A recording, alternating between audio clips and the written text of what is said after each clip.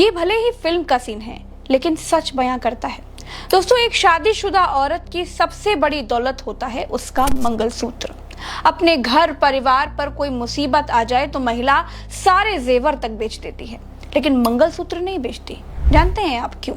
क्योंकि ये सिर्फ मोतियों से पिरोया हुआ कोई सोने का लॉकेट या फिर सोने का हार नहीं है, बल्कि इसमें महिला के सुहाग की सबसे बड़ी निशानी है। पुराणों, ग्रंथों, लोक कथाओं से लेकर भारतीय सिनेमा तक ने इस मंगलसूत्र की ताकत को माना है, लेकिन सोनम इसे नहीं समझ पाई और यही मंगलसूत्र उसके लिए गले की फांस बन गया। दोस्तों, सोनम को लगता था कि राजा की लाश अब किसी को नहीं मिलेगी। वो अपनी किडनैपिंग का नाटक रचेगी, पूरे परिवार का उसे साथ मिल जाएगा और फिर कुछ दिनों के बाद वो राज के साथ अपनी नई जिंदगी शुरू कर देगी। लेकिन कोई अपराधी, कोई कातिल चाहे जितना शातिर हो, गलती तो कर ही देता है।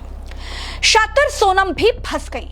होटल में लगेज रखकर वापस लेने ना आना, सुबह 5:30 बजे होम स्टे से चेकआउट करना, कहीं पर कैश पेमेंट ना करना, सोशल मीडिया पर कोई फोटो पोस्ट ना करना। पुलिस को सबूत तो लगातार मिल रहे थे दोस्तों, लेकिन कोई ऐसा सबूत नहीं था जो सीधे सीधे तौर पर सोनम की इन्वॉल्वमेंट को प्रूव कर दे। इधर मेघालय पुलिस थी, इस केस को चैलेंज की तरह ले रही थी। पुलिस की अलग अलग टीमें इस केस पर लगातार काम कर रही थी और एक टीम पहुंचती है उस होम स्टे में जहां ये दोनों ठहरे हुए थे। देखिए, मैं आगे इस पर आऊंगी, लेकिन दोस्तों इस पूरे केस को शुरू से देखते हुए मुझे ऐसा लगता है कि सोनम शुरू से ही कई गलतियां करती जा रही थी, लेकिन किसी का भी उन पर ध्यान नहीं जा रहा था। जैसे सोनम का शादी से पहले अपनी माँ से ये कहना कि तुम देखना कि मैं अपने पति का क्या हाल करूंगी। इस बात को सोनम की माँ लगभग पी गई, उन्होंने किसी को भी नहीं कहा। दूसरी बात, सोनम शादी के 2 दिन के बाद ही मायके आ गई और फिर ससुराल न जाने की जिद पर अड़ गई। मायके आकर के भी सोनम राज से मिलने गई और फिर सोनम अपने ससुराल गई ही नहीं, वो हनीमून जाने के लिए भी मायके से ही एयरपोर्ट पर गई। खैर, तो पुलिस पहुंचती है उस होम स्टे में जहां पर ये लोग रुके हुए थे, उसकी तलाशी शुरू हो जाती है।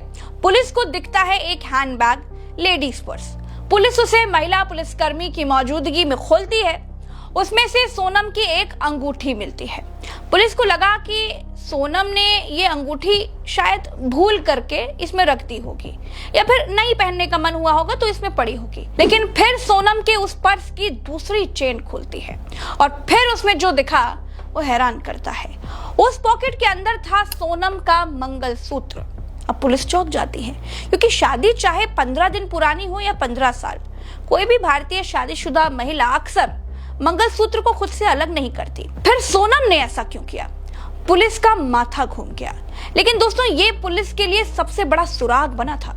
अब पुलिस का शक यकीन में बदल चुका था कि हो ना हो, सोनम इस केस में पूरी तरह से शामिल तो है। दोस्तों, राजा को मारने की पहले भी सोनम ने 2 बार कोशिश की थी।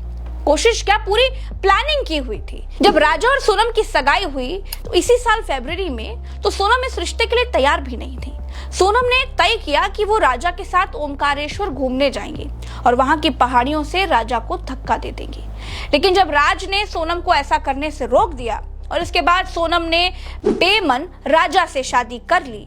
शादी के बाद राजा हनीमून पर नहीं जाना चाहता था, लेकिन सोनम की जिद के आगे उसे झुकना पड़ा। देखिए, नई नई शादी में अक्सर पति अपनी पत्नी की बात को ना चाहते हुए भी मान जाते हैं। दोस्तों, तो दोनों हनीमून पर गए। 22 मई को ही सोनम राजा को मारना चाहती थी। तय किया कि पहाड़ी पर लेकर जाएंगी, फिर सेल्फी लेते लेते राजा को धक्का दे देंगी। लेकिन सोनम की किस्मत खराब थी। उस शाम पहाड़ियों पर हल्की बारिश हो रही थी, अंधेरा होने लगा था। ऐसे में राजा ने पहाड़ियों पर जाकर सेल्फी लेने से मना ही कर दिया। सोनम भड़क गई, वो बेहद गुस्से में थी। जब दोनों होटल पहुंचे तो वहां के स्टाफ ने भी देखा कि सोनम का मूड बहुत खराब था। यानी सोनम का मकसद सिर्फ एक ही था कि राजा को उसको अपने रास्ते से हटाना ही है, और मकसद पूरा कर दिया। लेकिन हर बुरे काम का नतीजा दोस्तों आखिर में बुरा ही होता है। सोनम का भाई आज सोनम के खिलाफ खड़ा है। वो सोनम के लिए फांसी की सजा की मांग कर रहा है। उधर पुलिस की हिरासत में सोनम और राज की मोहब्बत भी दम तोड़ गई।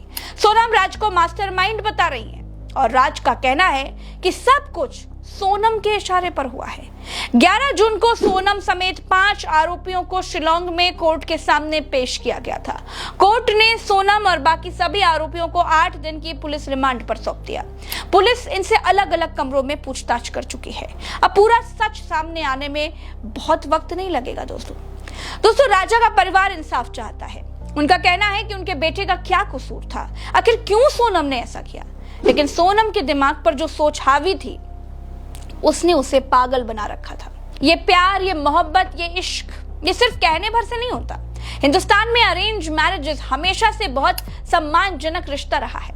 पति पत्नी किसी गाड़ी के पहिए की तरह हैं जो साथ चलते हैं, तभी जिंदगी का सफर सुहाना रहता है। ये बात कहने में कोई गुरेज नहीं है कि आज रिश्तों की डोर बहुत कमजोर होती जा रही है। लोगों का विश्वास शादी पर से डगमगा रहा है। इसे रोकना हमारी और आपकी जिम्मेदारी है। अपने घर परिवार में लड़के और लड़की दोनों की भावनाओं को समझिए, उनके शब्दों पर, उनकी आदतों पर और उनके नेचर पर नजर रखिए। कहीं कुछ गलत लगे तो उसे पूरे परिवार के साथ बैठ करके सुलझाने की कोशिश कीजिए, क्योंकि कई बार दोस्तों छोटी छोटी बातों को हल्के में लेना किसी बड़ी अनहोनी को दावत देना जैसा होता है। तो चलिए फिलहाल आज की इस वीडियो में मेरे साथ इतना ही। सोनम और राजा को एक सबक की तरह देखिए और उम्मीद करिए कि भविष्य में कोई लड़की सोनम ना बनने पाए और किसी लड़के का हाल राजा जैसा ना हो। चलती हूँ, वीडियो को शेयर करिएगा, चैनल को सब्सक्राइब करिएगा। नमस्कार।